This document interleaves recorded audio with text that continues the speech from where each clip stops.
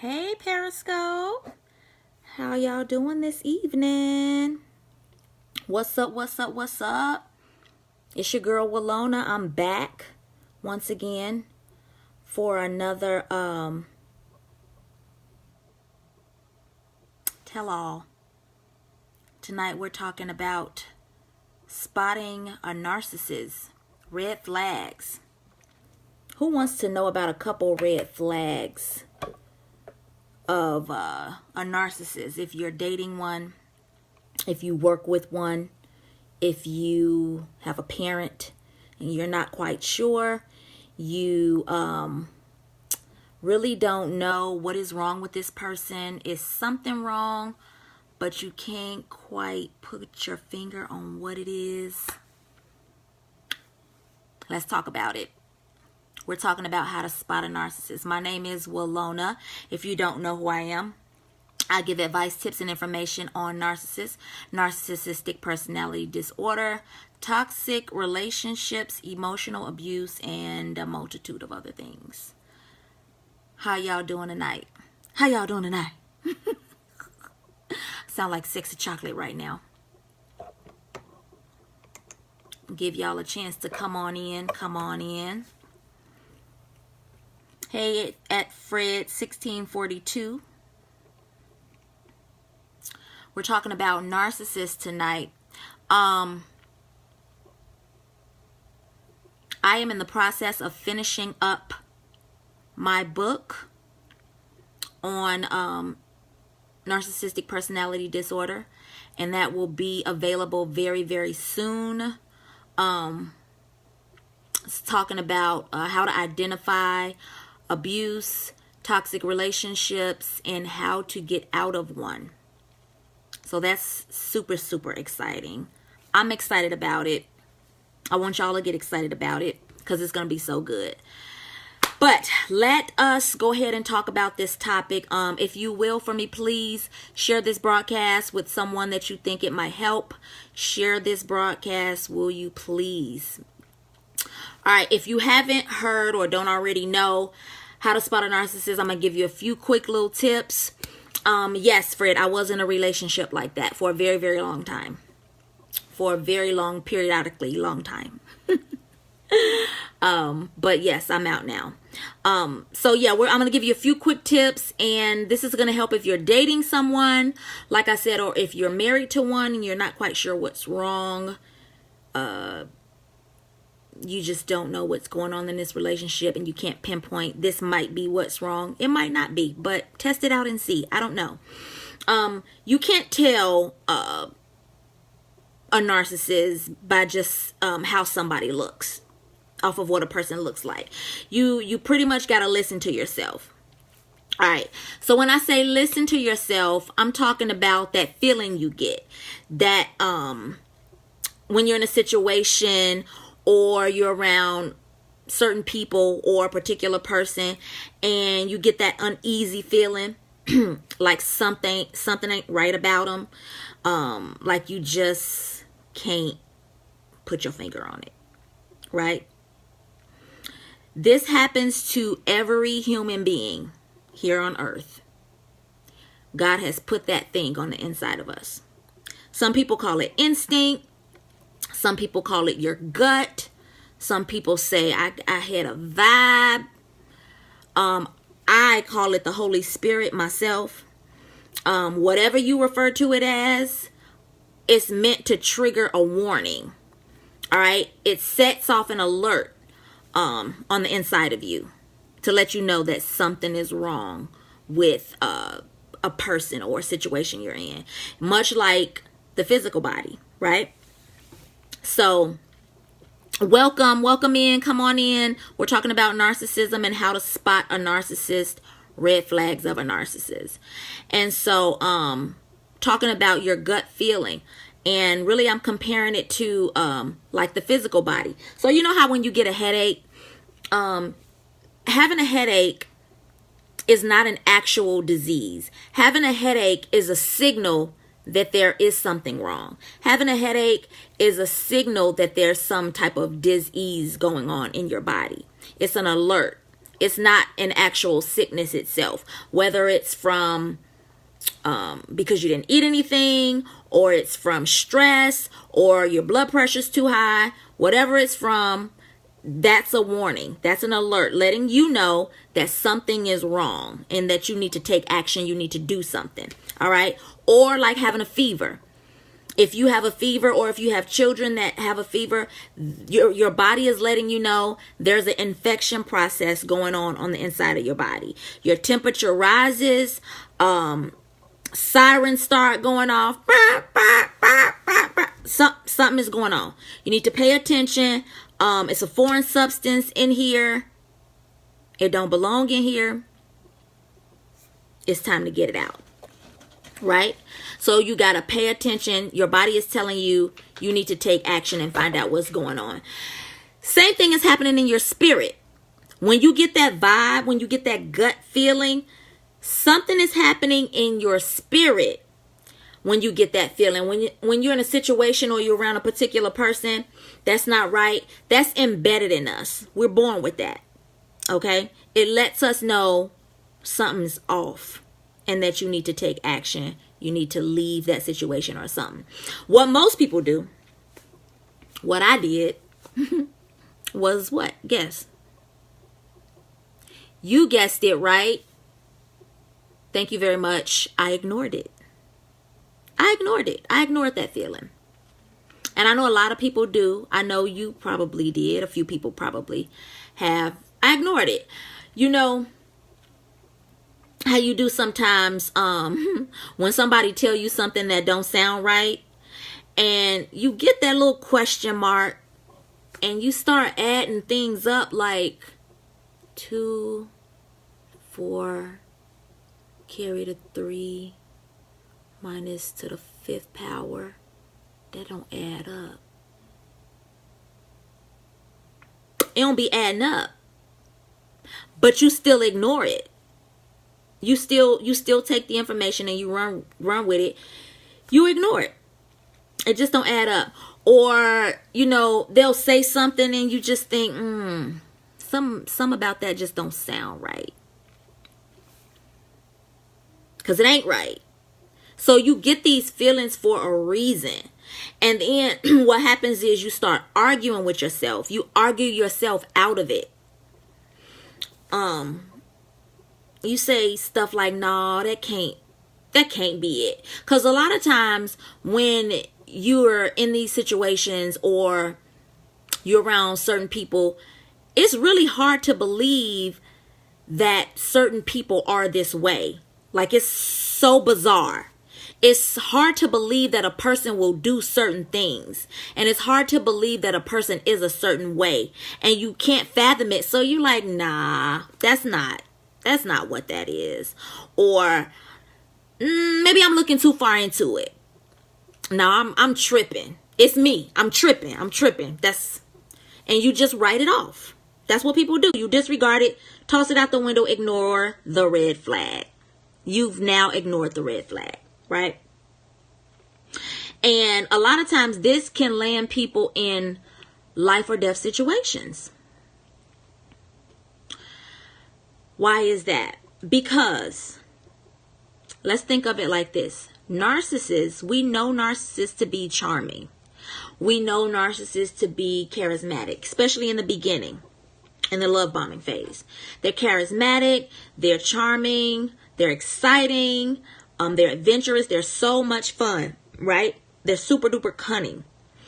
They're not going to come off to you as controlling. They're not going to come off as controlling or mean, right? They wouldn't be able to hook you. They wouldn't be able to keep people around. So they'll never come off that way, right? A good example. I'm going to give you a good example. Because I like to observe people's behaviors and their minds and why they do certain things that they do. So the perfect example of this is Ted Bundy. If you're too young to know who Ted Bundy is, Google him, right? Just Google him. Long story short, he was a serial killer back in the 70s. Okay? He killed a lot of people. So there's a lot of women that reported, there was a lot of reports that women said that they met Ted Bundy, and when they came across him, he came off as a really nice guy, but it was still something that wasn't right. Something was telling them, nah, I'm good. I'm good on that. Thank you, boo, but no thank you. Those are the women that are alive today to tell their stories because they listened to that gut feeling. They listened to it. Unfortunately, can you imagine the women that are dead in their graves because they didn't listen to their gut feeling? I almost can guarantee you that they had a hesitation, that they had a gut feeling that was like, but they ignored it and said, oh, this is a nice guy. He's a sweet guy. He's a gentleman. He's polite. He's dressed really nice and clean cut. He's in a suit. He was fine. Ted Bundy was fine. So, I mean, they most likely ignored it. And they're not here to be able to tell their story. So this can really be you listening to that feeling can help you in life or death situations. So let's get into this list real quick. I say all that to prep you so that you can understand the importance of this live, of this scope.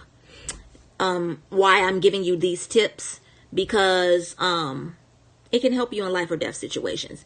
And it can help you in situations where you just want to avoid toxicity and drama in your life. And if you want to avoid those things, get you a pen and paper so you can write this down, because you're going to need it. Okay? This is not inclusive, but it's a few things that you can look for when you're dealing with people, or if you come across somebody that you're dating, or something you might just want to look at with coworkers or a boss and wonder why they behave the way they do. Okay. This is also a few things that I personally noticed. I know that there are much more than this, but I'm going to give you 7 red flags to look for. And these are some of them that's really personal to me. So narcissists, we know they lie, right? They're compulsive liars, and they hide and they mask things very well, but they eventually tell on themselves. And if you stay around them long enough, then you'll start to see things unravel. All right. So you want to start to watch these patterns. Number one, quick intimacy or quick commitment. They want to hurry up and seal the deal real quick. They want to make you their boo. They want to be exclusive with you real fast. They don't know you that well, and you know they don't know you that well, but you're so flattered that you kind of look past it and you just go with the flow of things. They want to hurry up and put a title on whatever it is y'all got going on. All right. They want you to, they want to hurry up and make it long term. If they look at you as a long-term supply, they want to hurry up and get you to trust them. So in the love bombing phase, that's why they give you all the attention, all the fake love, all the affection, is because they want to hurry up and suck you in to get you to trust them really fast. And in the love bombing phase, this is where the narcissist is on their best behavior. This is the best you're ever going to see the narcissist. Whenever you're in the love bombing phase, you're never going to see this again. Well, I take that back. You'll see it in bits and pieces. You'll see dashes of it. All right. So number 1, quick intimacy or quick commitment. Number 2, listen carefully how they talk about their ex or exes. If you notice that they are the victim in all their past relationships, the person just did them so wrong, and they didn't do nothing. I didn't do nothing. I was just good. I was the best I could have been. Okay? They're the victim in the relationship. The person did them so wrong. Okay? They'll even tell you, they'll start telling you how you're so much better than the ex. You treat them better than the ex. You love them better than the ex. You do certain things so much more better than them. Be careful not to get so flattered by that, because usually what's happening is they're prepping you for a role, and they want you to fill that role to satisfy them. They want you to fill that role so you can satisfy them. And so once you start doing that, you got to keep up the good work. You're going to have to keep that up.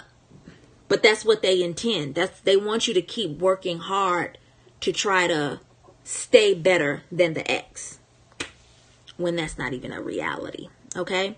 So number 2, watch how they talk about their exes. Number 3, how do they act around different types of people? Okay, so the reason why I say this is because remember that narcissists mirror people. They don't have their own identities. They mirror you so that they can get, especially in the love bombing phase, they mirror you so that they can get information from you on what you want, so that they can give it to you, so that you can reciprocate it back to them. Right? So watch how they act around different people. So if they act one way around one group of people, and then they act a different way around a different group of people, it's because they keep taking on these different personalities of those people. It's because they're trying to mirror that person so that they can appeal to that person, so that they can win that person over, if that makes sense. So just, are they the same? Are they the same around all types of people, or are they constantly changing the mask? That's a good thing to watch. Number 4,